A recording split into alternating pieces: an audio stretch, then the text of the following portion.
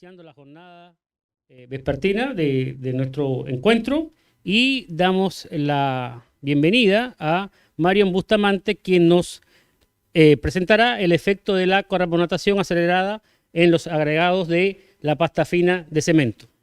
Muchas gracias. Dime. Hola, muy buenas tardes. Mi nombre es María Bustamante, estudiante del programa de doctorado en Ingeniería, perteneciente a la Facultad también de Ingeniería. Y bueno, como mencionaron anteriormente, el título de esta presentación es el efecto de la carbonatación acelerada sobre agregados de pasta fina de cemento. Bueno, durante esta presentación voy a presentar, debido al tiempo de manera acotada, la problemática asociada a la que surgió este proceso experimental, un poco sobre qué son los áridos de reciclados y cómo es esta captación de dióxido de carbono en ellos, y finalmente tanto el proceso experimental, los resultados y las conclusiones que se llevaron a cabo. Bueno, ¿cuál es la problemática por la que surge esta investigación? Ya está asociada al hormigón, a los residuos de escombros de la construcción. ¿Ya? Los residuos de la escombros de la construcción en general se componen de hormigón. El hormigón tenemos que saber que se compone de árido, cemento y agua, ¿no? Un estudio realizado por Felipe Ocio indicó que de aquí al 2025 estos escombros de la construcción podrían llenar hasta 15 veces lo que es el volumen del Estadio Nacional, ¿ya? ¿Cuál es el problema de esto y por qué tenemos tanto volumen? Es porque no existen sitios legales específicos para residuos de la construcción. Ya, o sea, aparte de de que tengamos vertederos ilegales, en 7 regiones del país no se cuenta con un sitio legal donde las constructoras puedan ir a llevar sus residuos a disposición final. Entonces, tanto a nivel nacional como a nivel internacional, se han llevado diferentes nuevas políticas, nuevas normativas. Y en el caso de Chile tenemos la hoja de ruta del residuo de la construcción, también tenemos una hoja de ruta del cemento. Y actualmente la normativa que a nosotros en el país nos rige para incorporar áridos en hormigones y morteros, que es la NSH 163, se encuentra en consulta pública. Luego de que esta normativa sea publicada, nosotros en Chile vamos a poder incorporar áridos reciclados, ya sea artificiales, como lo define la normativa, o como de hormigón en nuevos materiales cementicios.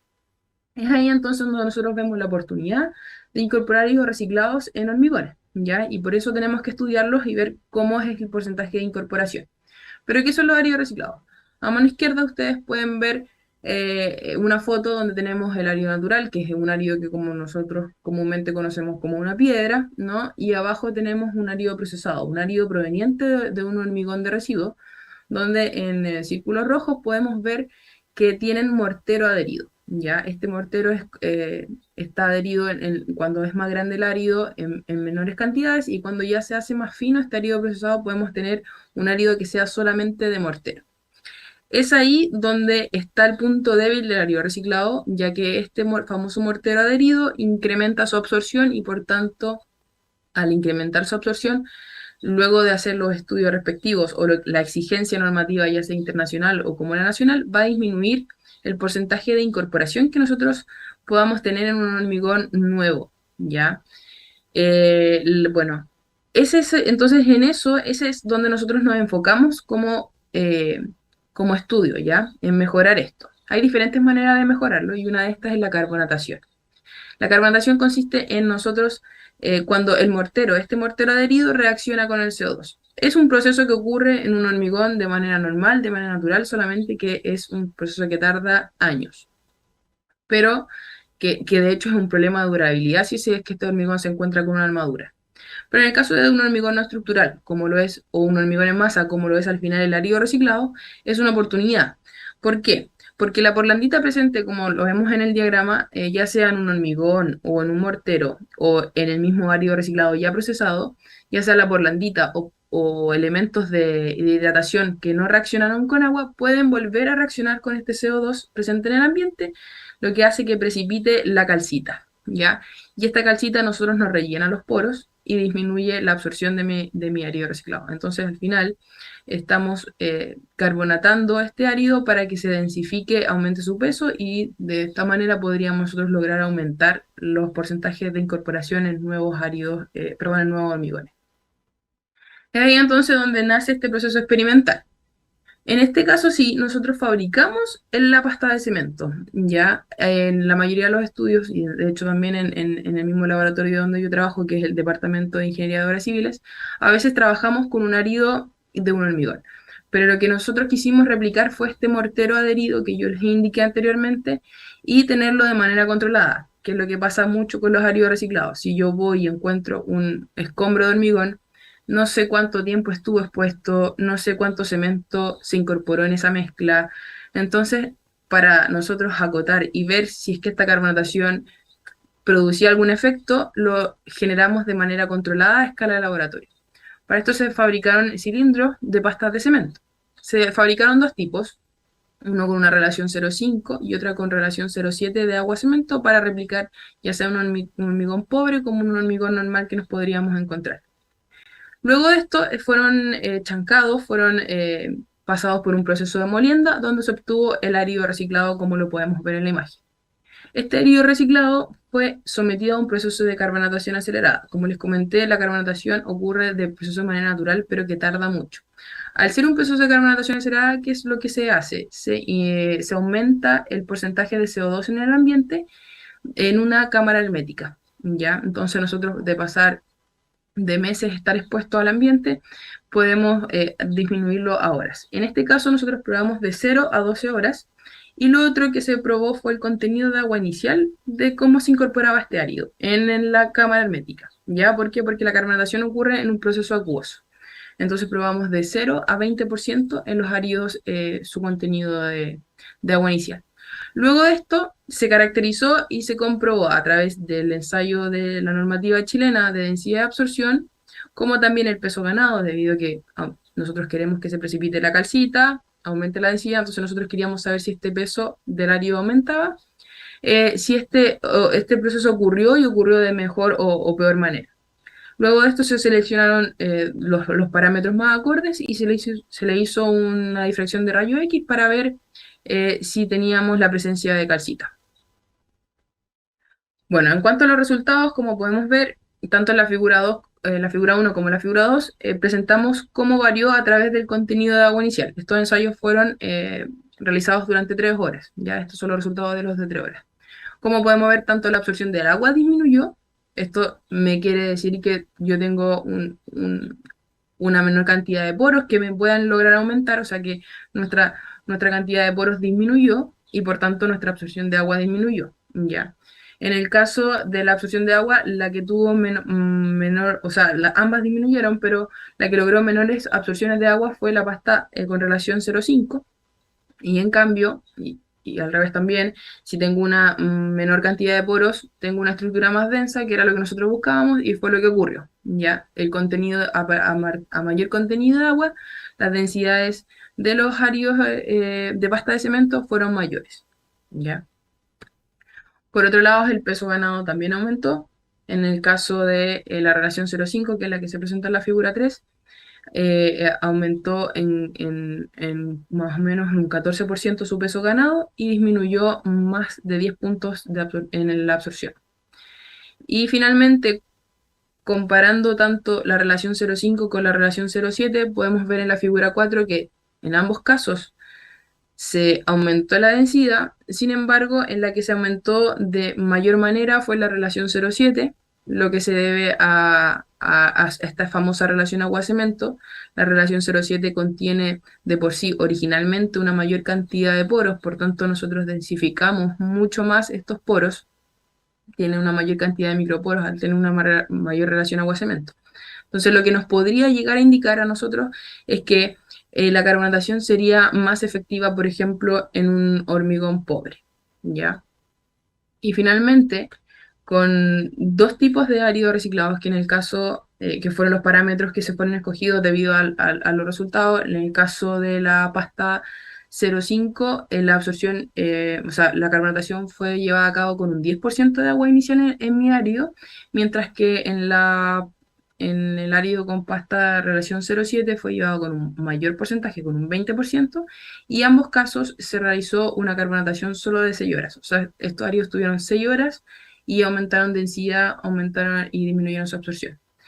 Ahora, La difracción de rayo X, como podemos observar en, en los dos de abajo, que es en rojo el árido con pasta de 0,7 y en el negro con 0,5, tenemos que, podemos observar que los PIC nombrados con la letra P de porlandita están presentes, ¿no? No así el PIC de la calcita, ¿ya? Recordando que nuestra porlandita es la que reacciona con el CO2, por tanto, en estos áridos que no están carbonatados debiese existir porlandita y no debiese existir calcita, ¿ya? Mientras que luego de ser carbonatados, la difracción de rayo X arrojó que disminuyeron estas porlanditas, o sea, el pic de porlanditas disminuyó y aparecieron pic de calcita y en el caso de la relación 0,7 el pic es mucho mayor. Con esto entonces nosotros podemos demostrar que la carbonatación existió, que se llevó a cabo un proceso de carbonatación en nuestras pastas de cemento y que claramente este fue más notorio en las pastas con relación 0,5, 0,7, perdón. Entonces, ¿qué fue lo que se concluyó a través de este proceso experimental? Es que es posible llevar a cabo una carbonatación de áridos reciclados y es determinante los parámetros que nosotros debiésemos llegar. No sé, no es llegar y aplicar una metodología de un artículo a un árido reciclado que no se tenga conocimiento, es necesario conocer cómo ésta actúa con el dióxido de carbono. Y lo otro es que la futura investigación que viene de la mano de esta es llevar a cabo mezclas cementicias con incorporación de estos áridos reciclados carbonatados, ya que a la mejora de sus propiedades va a permitir aumentar la incorporación. Entonces es necesario conocer cómo estos ya se van a comportar mecánicamente dentro de una mezcla cementicia. Y la otra relevancia que tiene este estudio es con las técnicas actuales que se están llevando a cabo de secuestro y de carbonatación de dióxido de carbono a nivel industrial. O sea, es un movimiento o es una tendencia que está tomando cada vez más revuelo y podría ser un proceso, no sé, por ejemplo, que el dióxido de carbono venga desde la industria y entonces es un estudio que puede tomar relevancia a nivel más industrial. Eso sería mi presentación.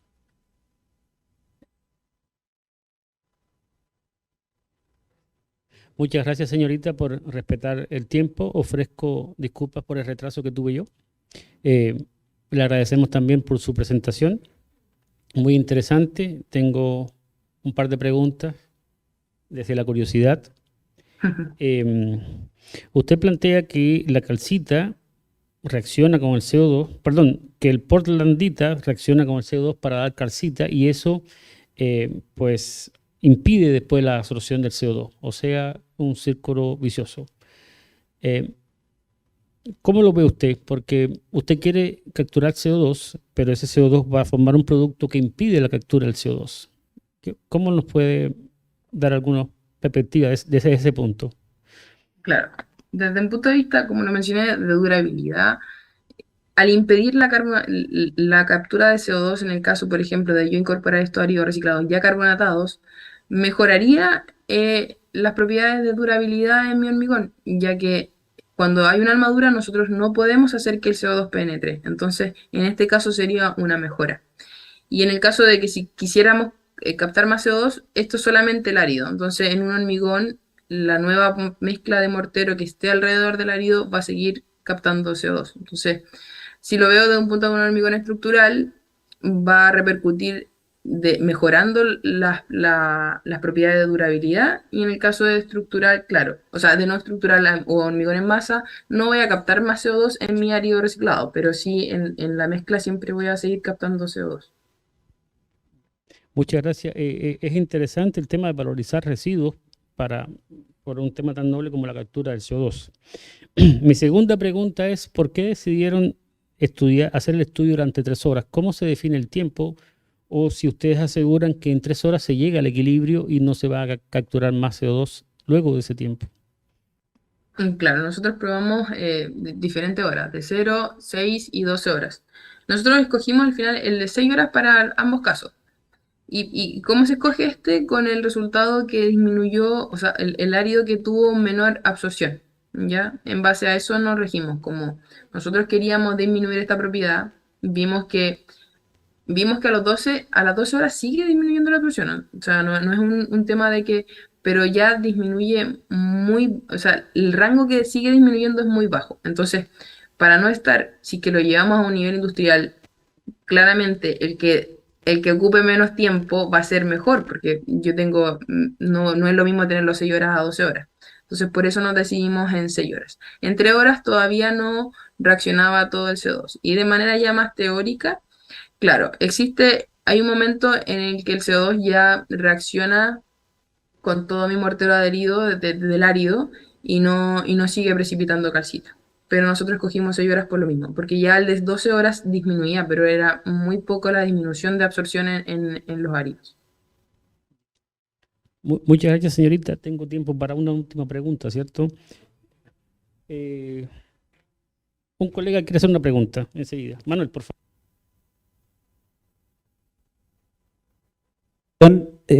Muchas gracias por tu presentación. Mira, tengo dos consultas. Para que se beneficie o para que se genere la carbonatación, tú necesitas cierto porcentaje de humedad y cierta cantidad de cierto porcentaje de poros, superior a 10, y la humedad de entre 50 a 80% para que se beneficie este proceso. Entonces, ¿cómo controlaste tú, si tú me estás comentando, tú comentas, o no sé si entendí bien, que tú hiciste este ingreso de CO2 a través de, parece que era como una piscina de curado llena de agua tu Es muestra? una cámara y ese sensor a nosotros nos mide la humedad relativa del ambiente, la temperatura y el Ujú. porcentaje de CO2 también que está concentrado por lo menos en el volumen de la cámara. Perfecto. Y la otra consulta, porque tú dices, ¿tu muestra de hormigón es hormigón o mortero lo que tú hiciste?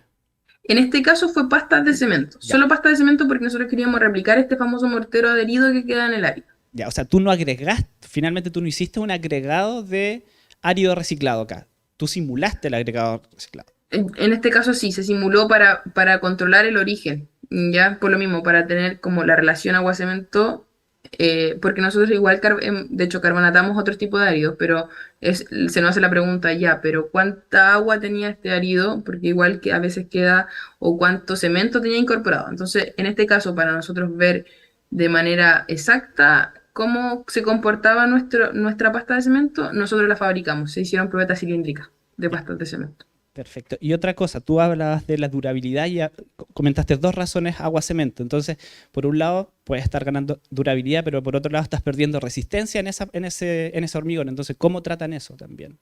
Claro, eso es la segunda patita, como decimos acá en Chile, de este mismo, Estudio. de este mismo proceso experimental, porque claro, la relación, por ejemplo, 0,7, que es más baja, o sea, nos da a indicar a nosotros que tendríamos que tener menos resistencia mecánica, fue Claro. la que tuvo un mayor aumento de densidad en comparación con la del 0,5. Entonces nosotros creemos que se mejoró de mejor manera en la 0,7, pero no sabemos cómo esta va a actuar en un mortero. Claro. Vale, Mario, muchas gracias por tu respuesta. Muchas gracias, Manuel. Bueno, yo creo que en vista del tiempo, su trabajo es extremadamente interesante. Usted habló también de microporos, solamente una pequeña consulta. Hay una técnica que se llama absorción de nitrógeno, que se puede hacer para poder hacer una distribución de tamaño poro, porque usted menciona que es relevante, solamente valorar si le es conveniente. Y con esto agradecemos su trabajo. Sí. Y Sí, muchas gracias. Sí, es una técnica que de hecho estamos tratando de conseguirnos una mayor cantidad de ensayos, porque tampoco son técnicas muy baratas de hacer, pero sí, es una técnica que conviene mucho porque a nosotros precipitar calcita debiésemos disminuir al menos el tamaño del poro. Entonces sí, es una técnica que va de la mano con este proceso. tría con mercurio también, tal vez le puede servir. Bueno, le deseamos mucho éxito en su investigación y pedimos un aplauso para la señorita, por favor.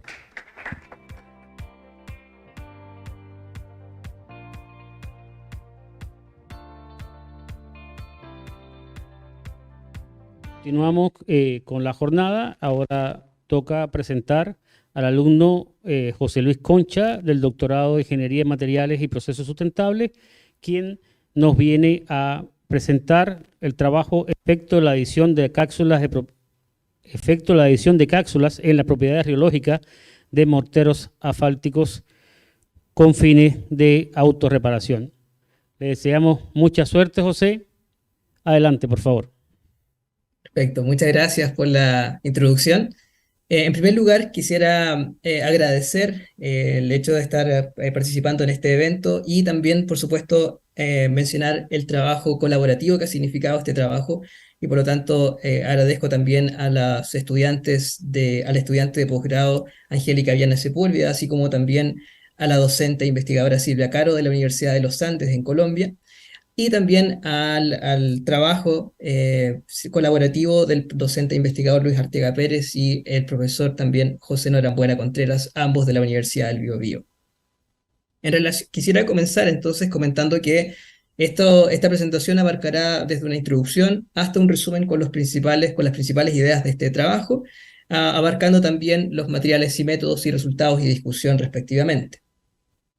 Y para comenzar, quisiera tal vez contextualizar este trabajo respecto de más bien un contexto prometedor, en el sentido de un problema que aqueja a un tipo particular de material de construcción y que son los pavimentos asfálticos.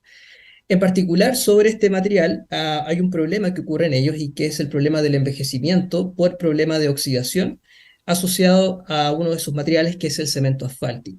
Entonces, este problema de oxidación, lo que en esencia produce en un material de pavimento asfáltico, es la aparición de microgrietas que podemos ver en superficie, tal vez en una escala a nivel macro, pero que podemos ir desarrollándola en un nivel multiescalar, pasando por un nivel meso, en donde podemos observar estas grietas en la estructura de mortero asfáltico, que es una de las materialidades del pavimento, pero que su origen radica en una escala micro, que es entonces la estructura del cemento asfáltico, en donde se inician estas microgrietas producto de la oxidación del cemento asfáltico que vemos representado acá. Entonces, como solución a este problema es que se ha propuesto en años recientes la tecnología de rejuvenecedores encapsulados. Y esta tecnología consiste precisamente en encapsular ya sea un agente rejuvenecedor comercial, como últimamente aceites de carácter vegetal, como por ejemplo aceite de girasol, sobre una matriz polimérica. Y una de las últimas tendencias entonces es utilizar biopolímeros provenientes de biomasa marina, como puede ser el alginato, que proviene a su vez de algunas especies de algas pardas. Entonces, frente a la incorporación o a este desarrollo de agentes rejuvenecedores encapsulados, estos pueden ser potencialmente incorporados sobre la estructura de pavimento asfáltico, de manera que, frente a la propagación de una microgrieta, esta cápsula pueda activarse y pueda liberar el agente rejuvenecedor, de manera que permita el sellado total o parcial de esta microgrieta. Por supuesto que este es un proceso que depende del tiempo asociado al fenómeno de rejuvenecimiento de este ligante altamente oxidado.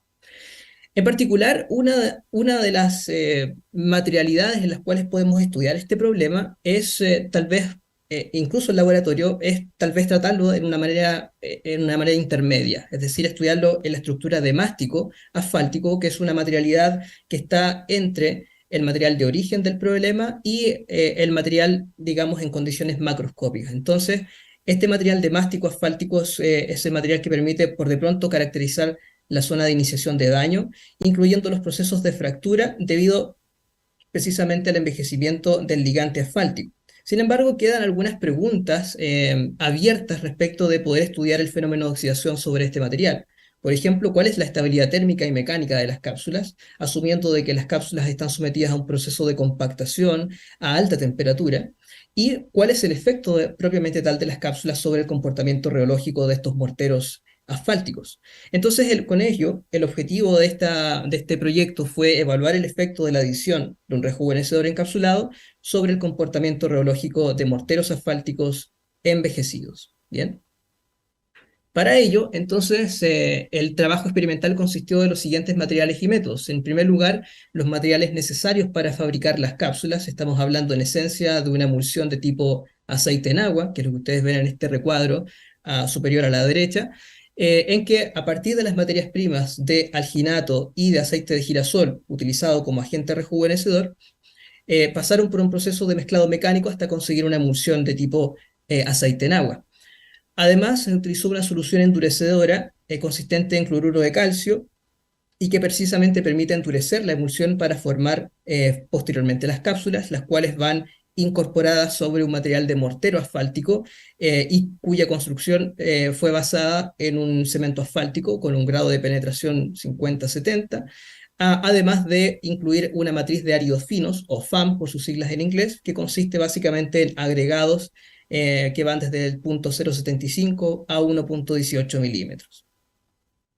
El proceso en sí de fabricación de las cápsulas consistió en un proceso de extrusión de esta emulsión, de la cual yo les comenté anteriormente, a través de un proceso de microencapsulación en que la emulsión pasa a través de un sistema de boquilla para formar pequeñas gotitas que van cayendo sobre la solución endurecedora anteriormente comentada y que está en continua agitación, en este caso magnética.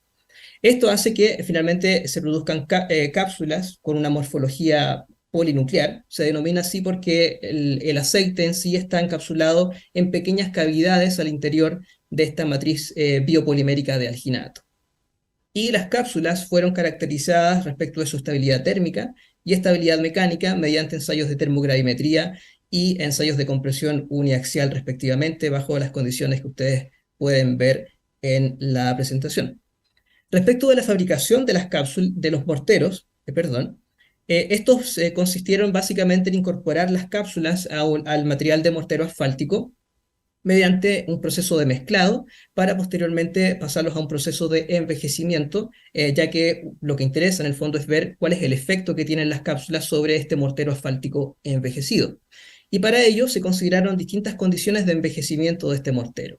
Envejecimientos sometidos a procesos de envejecimiento de corto plazo y de largo plazo, que de alguna manera simulan las condiciones de envejecimiento que pudieran existir en terreno. Envejecimiento de corto plazo, estamos hablando de procesos de transporte e instalación en terreno del material de pavimento asfáltico, y condición de largo plazo, estamos hablando de condiciones de envejecimiento oxidativo en torno a 5 o 10 años que pueden producirse en terreno. Entonces, se envejecieron los morteros asfálticos bajo esas condiciones, bajo dos distintos estados. Aquí un estado de referencia en que los morteros asfálticos, digamos, no tienen cápsulas, y otro estado en que se consideraron morteros asfálticos con incorporación de un 0,5% por peso de mezcla total, generando entonces posteriormente un proceso de compactación en que se generaron morteros asfálticos de geometría cilíndrica y los cuales fueron caracterizados respecto a su comportamiento reológico a través de un ensayo mecánico dinámico, que es lo que ustedes ven acá, estudiando fundamentalmente dos condiciones, las condiciones de barridos de deformación y las curvas maestras, que son dos parámetros que nos permiten dar cuenta del comportamiento reológico de este material. Respecto de las propiedades mecánicas y térmicas de las cápsulas, podemos ver acá los ensayos de compresión uniaxial, mostrando que efectivamente las cápsulas en estado de compresión bajo dos estados, aquellos que están sometidos a compresión a temperatura ambiente y aquellos que están sometidos a una temperatura de 150 grados Celsius. Estas condiciones de acondicionamiento de cápsulas fueron realizadas de alguna manera para ver el efecto que pudiera tener la temperatura sobre la variación de la resistencia mecánica de este aditivo que en el fondo se incorpora en los morteros asfálticos, observando claramente que aquellas cápsulas que fueron acondicionadas, por ejemplo, a 150 grados Celsius, que es una temperatura típica de mezclado de materiales bituminosos, la resistencia mecánica en compresión desciende claramente a niveles en torno a 1,8 megapascales en comparación, por ejemplo, a aquella condición de compresión a temperatura ambiente, que estamos hablando de valores en torno a 4,5 megapascales. Lo interesante de estos valores es que a pesar de que a 150 grados Celsius las resistencias mecánicas en compresión disminuyen significativamente, podemos notar que estas aún siguen estando por sobre la presión de compactación de un mortero asfáltico, que está en torno a 0,6 megapascales. Con lo cual, decimos entonces, o podemos concluir, que las cápsulas sí logran sobrevivir de alguna forma a los procesos de compactación típicos que pudieran darse en un mortero, por ejemplo, asegurando la supervivencia de la cápsula a los procesos de compactación a los cuales se ven sometidos. Y a la derecha podemos observar los resultados de estabilidad térmica de las cápsulas, así como también de sus componentes, observando por de pronto que las cápsulas tienen y sus componentes tienen degradaciones significativas a temperaturas que están en torno a los 350, 370 grados Celsius para el caso del aceite de girasol, temperaturas que están en torno a los 350 grados para la cápsula y su material polimérico que tiene una degradación un poco más temprana que es significativa. El primer decaimiento ocurre en torno a los 180 grados Celsius. Aún así, podemos observar que si bien las cápsulas de alginato presentan una degradación térmica, por ejemplo, a 150 grados Celsius, que es una temperatura de referencia para fabricar los morteros asfálticos, observamos que esta degradación está por debajo del 5% y que mayormente es atribuida a pérdidas de humedad inicial que pudieran estar involucradas en la matriz biopolimérica del alginato, que es un material bastante poroso. Por lo tanto, mayormente esa pérdida de masa está asociada a pérdida de humedad inicial. Y respecto de la caracterización reológica de los morteros envejecidos con y sin adición de cápsulas, podemos acá ver los dos parámetros de caracterización de los morteros, que son los barridos de deformación, y a la derecha las curvas maestras. Estos gráficos básicamente entregan información sobre el comportamiento reológico del mortero, sometido a distintas condiciones mecánicas por de pronto, y en el gráfico de la izquierda observamos los barridos de deformación, observando en primer lugar el efecto que tiene envejecer los morteros asfálticos. Entonces, como ustedes pueden ver, acá tenemos 4 curvas. La curva negra y la curva roja de alguna forma están mostrando el efecto puro del envejecimiento de estos morteros asfálticos sin incorporación de cápsulas, observando claramente que el módulo de rigidez, que es este parámetro que se muestra acá, incrementa significativamente. Esto indica entonces que el mortero está en un estado de oxidación elevado.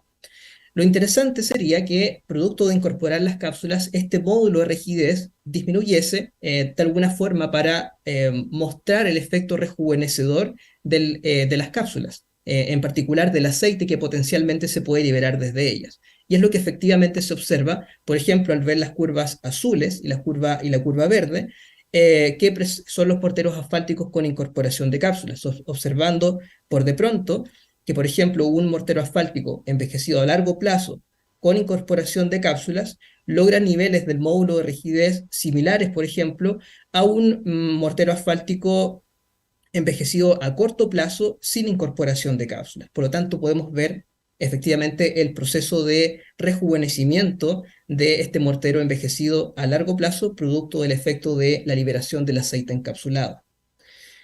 Y respecto de las curvas maestras, que es el resultado que está a la derecha, observamos que estas curvas tienden a incrementar precisamente cuanto mayor es el estado de envejecimiento de los morteros asfálticos, que es lo de manera similar observamos en el gráfico de la izquierda. Sin embargo, al incorporar las cápsulas, estas curvas tienden a descender respecto de su curva madre, que en este caso serían aquellas curvas que no tienen incorporadas las cápsulas. Estamos hablando de las curvas grises y de las curvas rojas, observando tal vez una disminución en el módulo de rigidez, lo cual permite inferir que ciertamente las cápsulas se están activando producto de este ensayo mecánico dinámico de caracterización reológica. Si bien la disminución, por ejemplo, del módulo de rigidez a largo plazo no es tan significativo, sí lo podemos ver en aquel caso en que los morteros son envejecidos a corto plazo, lo cual puede ser un buen indicio, puesto que el envejecimiento y la aparición de estas microgrietas mayormente ocurre al comienzo de la vida útil de un pavimento asfáltico. Y finalmente, como resumen, quisiera comentar estos 3 puntos que permiten resumir de manera general las ideas tratadas en este trabajo. En primer lugar, y es que las cápsulas se comportaron como un aditivo térmicamente estable, experimentando pérdidas de masa menores al 5% y que mayormente fueron atribuidas a procesos de pérdida de humedad inicial. Además, las cápsulas fueron propuestas como un aditivo mecánicamente estable, lo cual permitió resistir las cargas de compactación a las cuales se pueden ver sometidas un mortero asfáltico. Y finalmente, la incorporación de las cápsulas redujo significativamente los módulos, el módulo dinámico de corte, que es un parámetro que permite caracterizar cuán rígido es un mortero asfáltico, observando que efectivamente la incorporación de las cápsulas en morteros envejecidos a corto y largo plazo permite reducir el módulo de rigidez y por tanto visualizar este efecto rejuvenecedor del aceite liberado desde la cápsula. Finalmente, quisiera dejar un espacio para agradecer a la Agencia Nacional de Investigación y Desarrollo, ANID, por financiar parte de este proyecto de investigación que está enmarcado dentro de un proyecto de investigación doctoral, a la beca interna de doctorado brindado por la Universidad del Biobío y finalmente a todo el equipo técnico del Laboratorio de Materiales, LATMAT, al Laboratorio de Procesos Térmicos y Catalíticos, LPTC de la Universidad del Biobío, así como también al Grupo de Investigación de Geomateriales y Sistemas de la Infraestructura de la Universidad de los Andes en Colombia. Pues bien, muchas gracias por su atención y quedo dispuesto a todas las consultas que puedan surgir de esta presentación. Muchas gracias.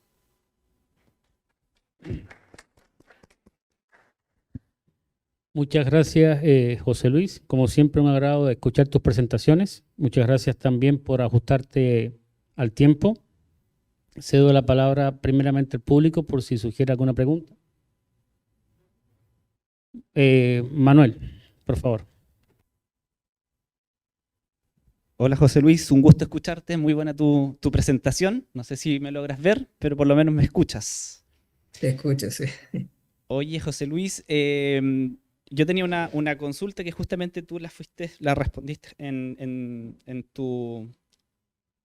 tus resultados y que tenía que ver justamente con el proceso de compactación, si es que sufría daño o no sufría daño en las cápsulas. Entonces, mi pregunta está asociada a que, claro, tú los mediste por separado, pero si estás evaluando a lo mejor otra técnica de caracterización o para visualizar si es que tus cápsulas se rompen o no se rompen en este proceso de compactación. Esa es mi consulta. Claro. ¿O qué técnica Bueno, podría apoyar eso? perfecto. Bien, pues gracias por la pregunta, Manuel.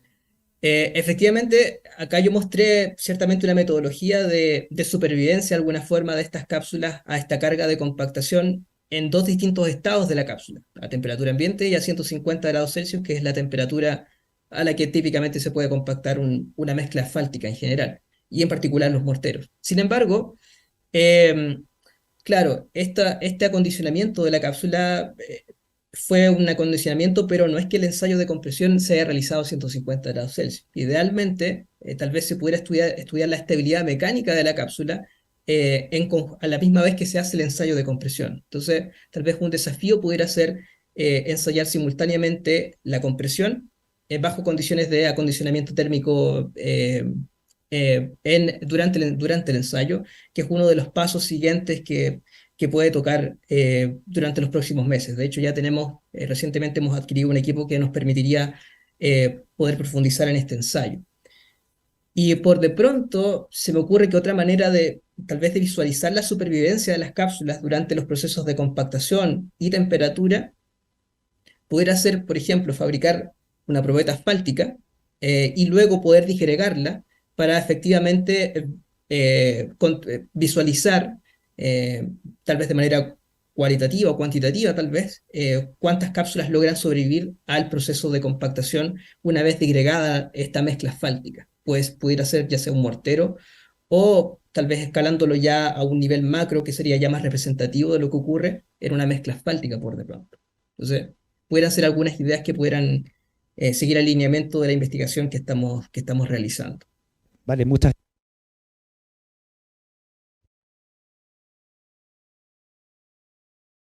gracias, Manuel. José Luis, tengo otra pregunta, siguiendo la línea que traza tu colega Manuel. Tú hablas de supervivencia de las cápsulas y por otro lado tú dices que la cápsula va a reparar con el polímero que tiene dentro. Entonces me crea mucha curiosidad si las cápsulas deben sobrevivir o deben romperse para liberar el agente reparador. Si nos pudieras aclarar Claro. solamente esa parte, por favor. Sí, sí, sí, sí. Esa es una excelente pregunta, profesor Sergey. Eh, Precisamente acá yo mostré uno en los resultados que las cápsulas, si bien logran sobrevivir a ambos estados, claro, uno pudiera pensar, tal vez es contradictorio pensar que la cápsula sobrevive al proceso de compactación, pero ¿cómo entonces logra liberar el aceite? Entonces la idea, de alguna forma, es que esta sobrevivencia de esta cápsula a la carga de compactación no sea tan elevada o tan disparada lo que pudiera ser ya sea la carga de compactación del propio mortero o tal vez la carga de compactación de una mezcla asfáltica, porque si la resistencia en compactación es muy elevada respecto de la carga de compactación, la cápsula en el fondo no se va a activar. Por el contrario, si estamos muy al límite, la cápsula puede que incluso se active o se rompa durante el proceso de compactación. Por lo tanto, tenemos que buscar tal vez una carga que esté en equilibrio, que no sea muy elevada ni tan en el límite para que la cápsula logre sobrevivir.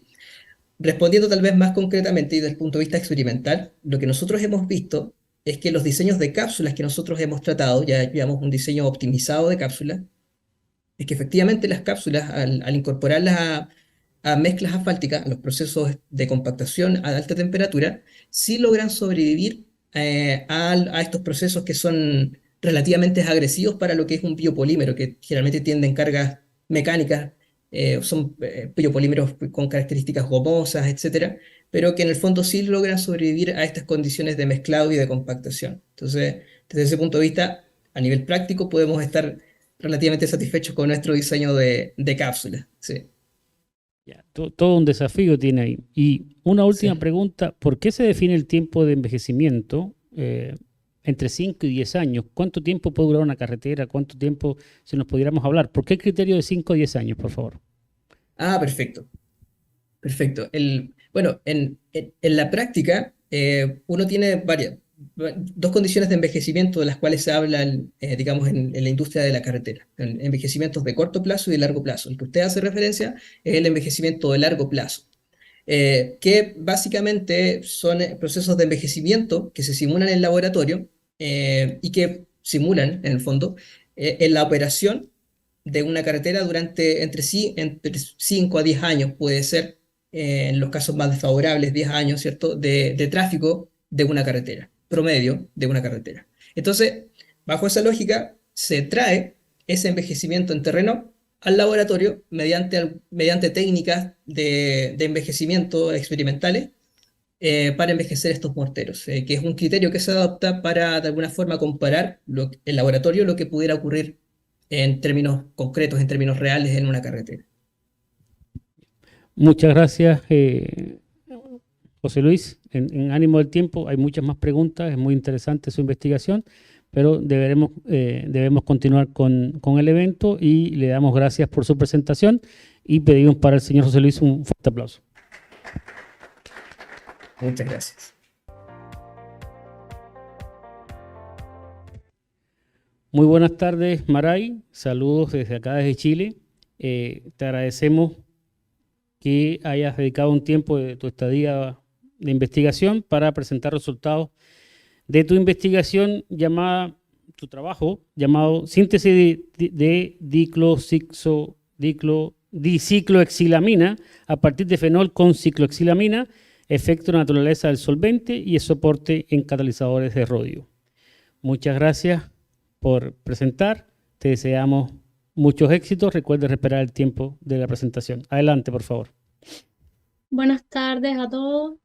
En esta oportunidad les voy a presentar un avance de lo que es un objetivo de mi tesis doctoral que se está desarrollando en el Laboratorio de Procesos Térmicos y Catalíticos de la Universidad del Biobío. Este trabajo se está realizando bajo la supervisión del profesor Luis Arteaga. El foco de este trabajo es la síntesis de aminas secundarias, principalmente la dicicloexilamina, partiendo de un fenol como molécula prototipo y la hacemos reaccionar con una amina primaria que es la cicloexilamina, que viene siendo la fuente de nitrógeno. En este caso vamos a estudiar el efecto de la naturaleza del solvente y de varios soportes en catalizadores de rodio.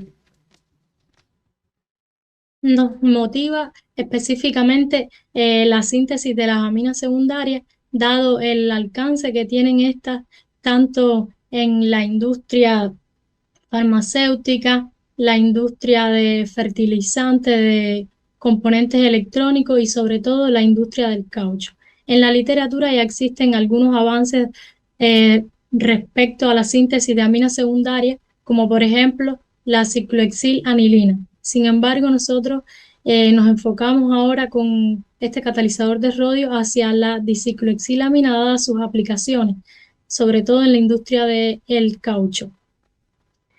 Estas aminas se sintetizan industrialmente a partir de derivados del petróleo y esto hace que la economía del átomo para la síntesis del compuesto amino sea escasa, es decir, lo que se conoce en literatura como baja economía atómica, porque son aminas que son sintetizadas a partir de derivados fósiles, o sea, las aminas petrobasadas. Y en la literatura existen alternativas de transformación sostenible hacia aminas lignobasadas, que esta síntesis alternativa consisten en aminaciones reductivas en lugar de las que ya existen de producción industrial.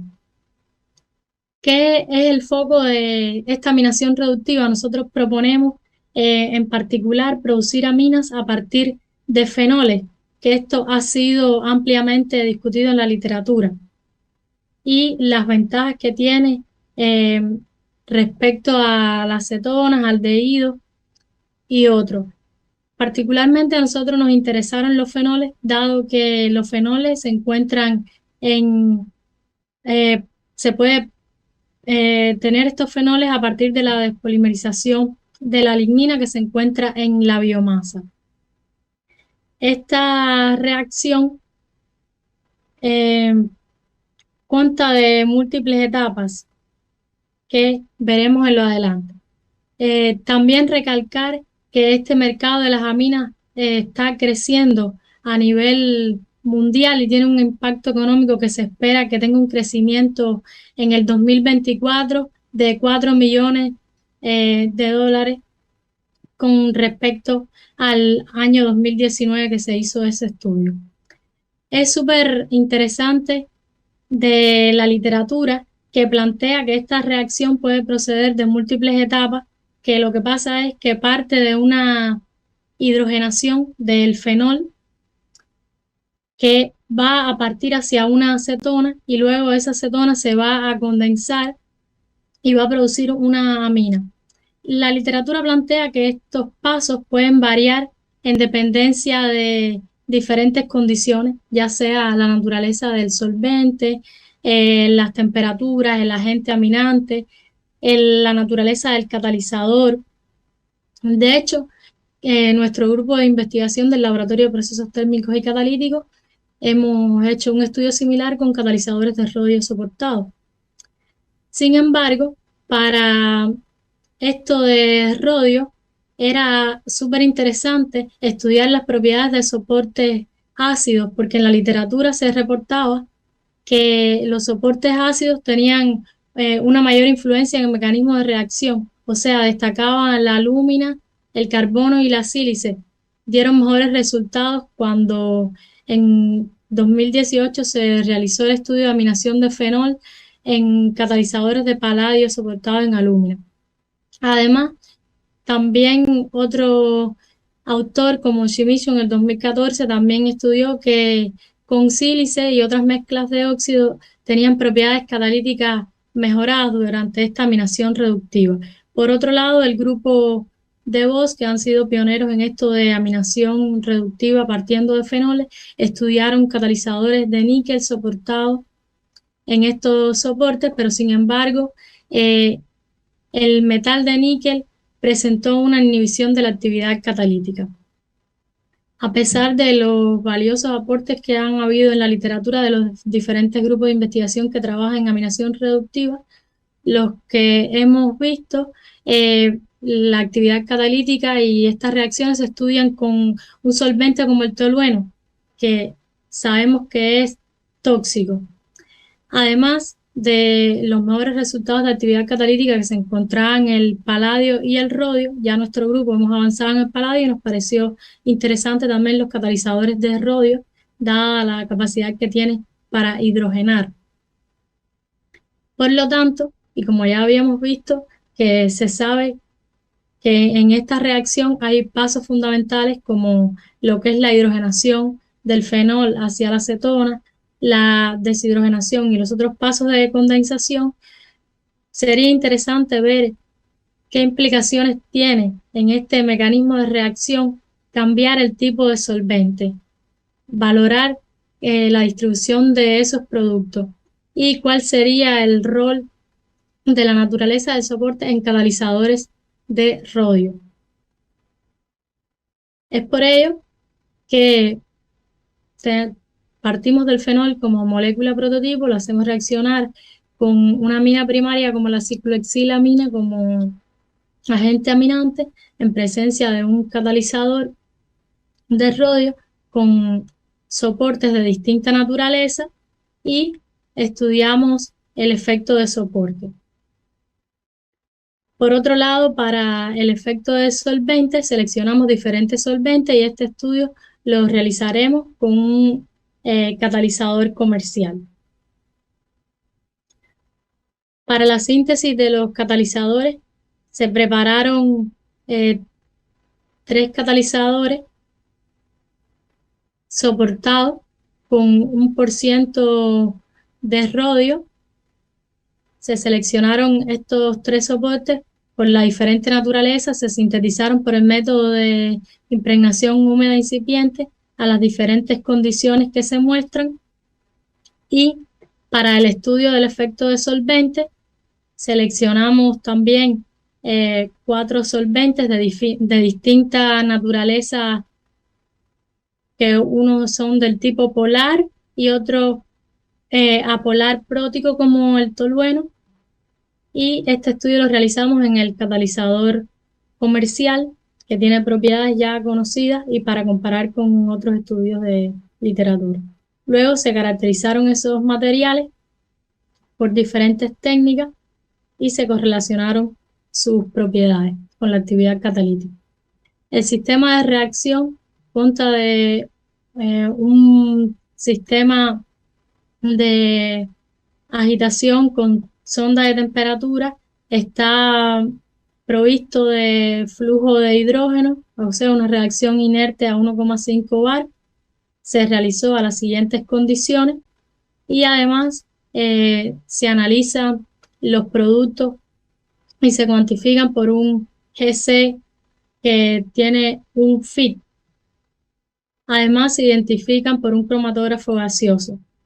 Los resultados de las caracterizaciones para el catalizador comercial se le realizó el BET y vimos también que este catalizador es del tipo mesoporoso. Se determinó también el tamaño de poro de este catalizador y se analizó por difracción de rayos X los principales planos que corresponden en 111 y 200 al rodio, y además se estimó el tamaño de partículas por la ecuación de Scherrer. Por otro lado, las imágenes de microscopía electrónica de transmisión nos permitieron determinar el tamaño de partículas de este catalizador, que presentaba también una dispersión alta de 46%.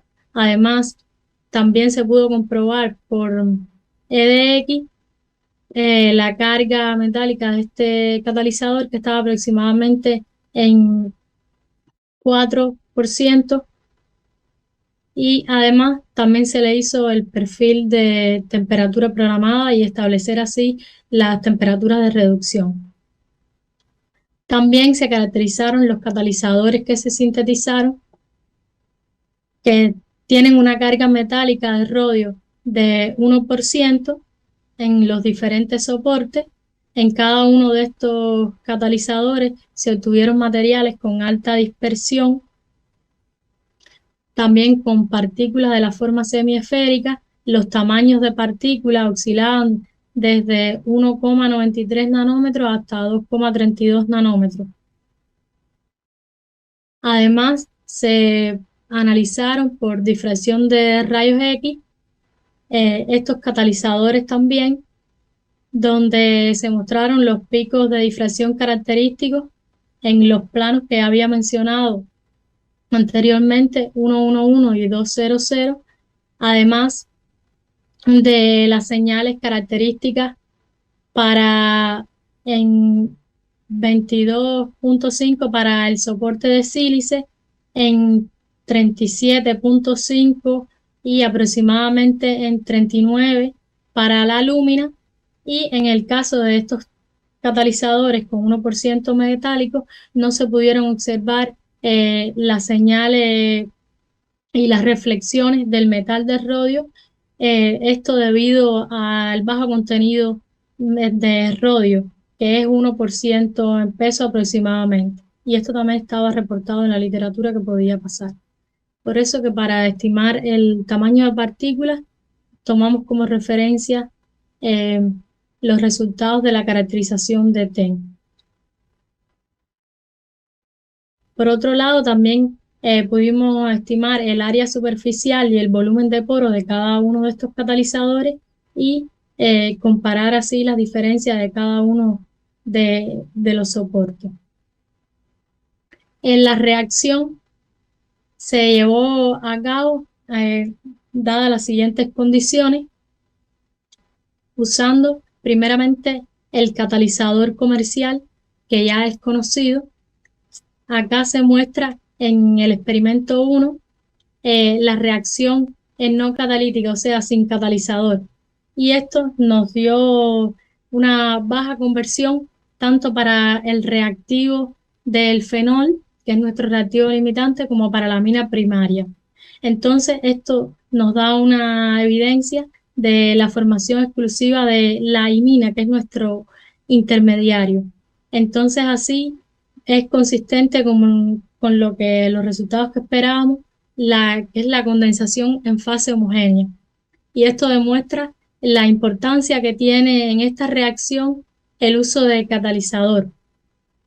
¿Y qué es lo que sugiere la producción de aminas secundarias que ocurre sobre este metal de rodio? Luego hicimos un experimento en ausencia de fenol y esto nos indujo que efectivamente lo que se formaba era únicamente la diciclohexil-amina, o sea, nuestra amina secundaria que esperábamos. Y esto se corrobora con la producción de esta amina secundaria que puede ocurrir a partir de la autocondensación, y esto pasa porque está en presencia del hidrógeno, que es el agente reductor que ocupamos en esta reacción, y propiamente por el efecto del catalizador, que en este caso es rodio sobre carbón. El otro ensayo, que fue el experimento 3, verificamos únicamente la presencia de la ciclohexanona. Además, se puede observar en los ensayos en el 4 y 5 que se vieron la conversión de los reactantes y la selectividad de los productos estuvieron afectadas efectivamente porque había una ausencia de hidrógeno, y esto valida la importancia de usar el hidrógeno en este proceso de aminación reductiva de fenol. Y además también, contrario a lo que está en la literatura, nos llamaba la atención porque no se formó la ciclohexil-anilina en presencia de hidrógeno. Es por ello que proponemos un esquema de reacción a partir de las discusiones anteriores con diferentes vías de reacción, donde lo que planteamos es que lo primero que pasa es que el fenol se vaya a hidrogenar hacia la ciclohexanona para formar una imina intermedia, y luego esta imina intermedia se va a hidrogenar para formar una amina secundaria, que esta amina secundaria es la diciclohexil-amina a partir de los resultados que ya vimos anteriormente. Y luego esta diciclohexil-amina se se puede deshidrogenar para producir la ciclohexil-anilina. O sea, que también alternativamente planteamos que se puede autocondensar la ciclohexil-amina para producir una amina secundaria, que es esta ruta de moléculas azules que planteamos por acá. Para corroborar esto también, nosotros quisimos hacer un ensayo de concentración en función del tiempo a las siguientes condiciones mostradas acá y ver así cómo los reactivos, en este caso la ciclohexil-amina y el fenol, que es este de acá, se fueron consumiendo en el tiempo. Y estos resultados fueron similares a los obtenidos en los experimentos Bash. Además, se confirmó la Estimada, necesita ir formación concretando. de la diciclohexil-amina como Necesita ir producto concretando porque mayoritario y como la ciclohexila, se termina el como la tiempo. ciclohexanona. Por otro lado, el perfil de la imina valida la hipótesis de ser un producto intermediario. Es por ello también que quisimos hacer un análisis de primer rango y de segundo rango, donde vimos que la imina, esta imina y la diciclohexil-amina van a ser los productos primarios, y en el análisis del segundo rango confirmamos que la ciclohexil-anilina, que es la amina secundaria, va a ser el producto de segundo orden. Luego, Señorita, realizamos necesita ir terminando, ya ha ocupado todo el tiempo. ¿Ya? hicimos los ensayos de efecto de solvente, donde tomamos solvente como el teramil alcohol, que es de una naturaleza polar prótico, el etanol, el alcohol isopropílico y el tolueno. Los resultados mostraron que el tolueno y el alcohol teramílico fueron los de mayor actividad catalítica y selectividad hacia la diciclohexil-amina. Por otro lado, el efecto de soporte arrojó que los soportes de rodio-carbón y rodio-alúmina dieron los mejores resultados, y esto preferiblemente por la naturaleza de los sitios ácidos de estos dos catalizadores soportados en carbón y en alumina. Es por ello que concluimos que logramos preparar catalizadores y los caracterizamos para conocer sus propiedades estructurales, y el mapa de reacción que describe esta ruta para rodio sobre carbón va a comenzar con una hidrogenación de fenol para formar ciclohexanona, y luego va a haber una desproporción de esa imina intermedia para que se formen las aminas secundarias, y esto fue consistente con los resultados obtenidos y se corrobora con la capacidad de hidrogenar de rodio-carbón. En cuanto a los solventes, los más efectivos fueron el tolueno y el alcohol teramílico, y está en correspondencia con la literatura, y nosotros proponemos además seleccionar el alcohol teramílico en comparación con el tolueno, esto a favor de que el proceso sea más benigno. Y la actividad catalítica de los materiales preparados aumentó en el orden de rodio-carbón, rodio-alúmina y rodio-sílice, indicando que los soportes que presentan mayor acidez son los que favorecen la laminación catalítica de fenoles. Acá se muestran las principales referencias de este estudio. Muchas gracias a ustedes por su atención.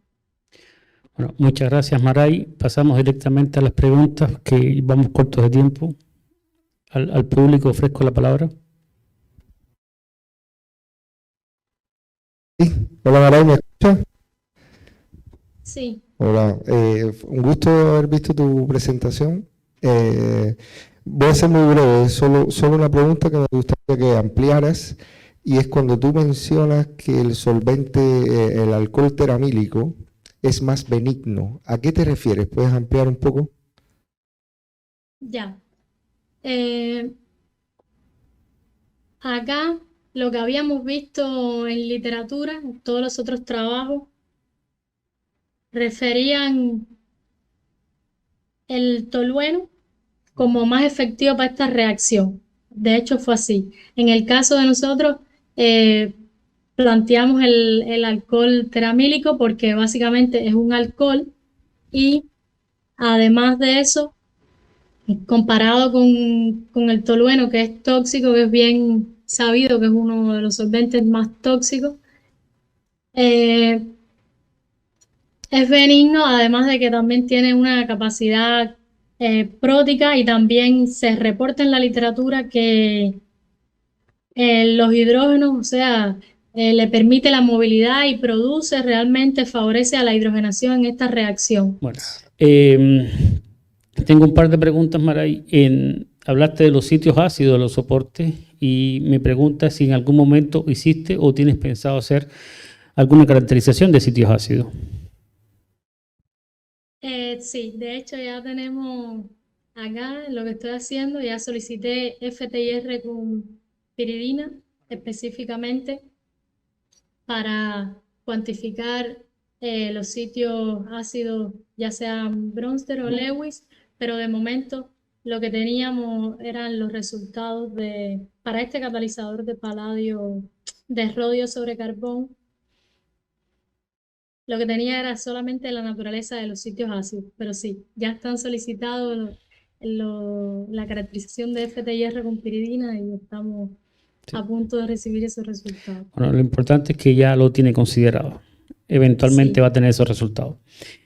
Y la otra pregunta, cuando habló de la reducción de sus catalizadores, seleccionó una temperatura por referencia. Mencionó una referencia en su presentación y después presentó un TPR de hidrógeno. Y mi pregunta específica, ¿cuál fue el criterio? ¿La referencia o el TPR que hizo para la etapa de reducción de los catalizadores? Ambas. Ambas coincidieron. Fueron Sí. la misma temperatura en ambas es concluyente. Sí. Ya. eh, Y ya la pregunta de solvente se hizo. Todo el tiempo, y esta es mi última pregunta, usted habló de un catalizador comercial. ¿Es que no se puede conocer cuál es? ¿O está protegido o algo así? Porque solo habló catalizador comercial, sin embargo presentaba sus metales en sus soportes. Entonces me confundí un poquito y si nos pudieras aclarar. sí, o sea, lo que pretendíamos con este estudio era, con el catalizador comercial, que tiene un 5% de metal de rodio soportado en carbono, le llamo comercial porque no lo sintetizamos, bueno, no lo sintetizamos, ya lo hemos caracterizado, conocemos cada una de sus propiedades. Con este catalizador comercial partimos haciendo el estudio del efecto de solvente con cada uno de estos solventes. Decidimos que nos quedaríamos con el alcohol isopropílico, con el alcohol teramílico, perdón, porque fue el que mejor resultados nos dio, junto con el tolueno. Y luego hicimos el estudio de efecto de soporte con catalizadores que sintetizamos al 1% y con este solvente de alcohol teramílico. Pero solamente hicimos el estudio de efecto del solvente con el catalizador comercial, que tiene un 5% de rodio. Bueno, muchas gracias. Ahí quedó aclarado. Le deseamos muchos éxitos en su estadía de investigación. Con esto estaríamos concluyendo esta jornada y pedimos un fuerte aplauso para la señorita Maray Ortega. Gracias a ustedes por su atención.